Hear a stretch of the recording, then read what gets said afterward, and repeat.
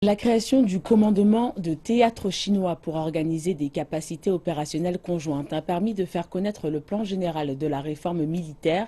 Que signifie-t-il pour les forces armées et les intérêts nationaux?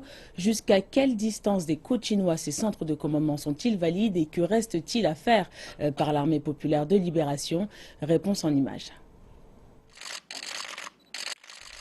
Aligner les structures de commandement et garantir les capacités.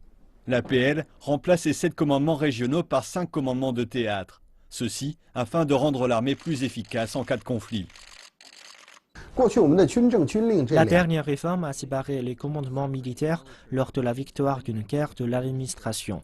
Cela sera utile pour les commandements de théâtre de ne se concentrer que sur l'étude et la préparation des activités militaires. Selon Xiao Liang, ces commandements de théâtre ou commandements de zone de bataille, auparavant établis seulement en temps de guerre, vont permettre une coordination plus fluide entre les différentes branches de l'armée. Les commandements ne seront pas confinés à une zone géographique, mais prendront en charge les orientations stratégiques au-delà des frontières nationales. La réforme a réorganisé les niveaux de responsabilité, ce qui va conduire à des changements de pratique.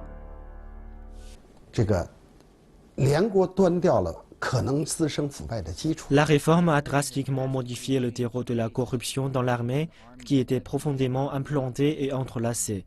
Cela en raison du besoin interne de bâtir une armée moderne capable de gagner une guerre, ainsi qu'en raison du besoin de lutter plus efficacement contre la corruption.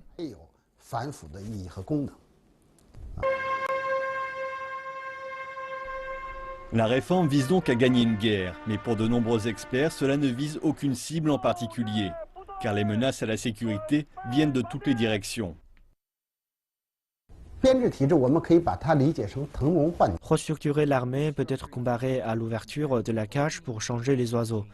Mais la chose la plus importante pour l'armée est d'être ouverte au changement de pensée.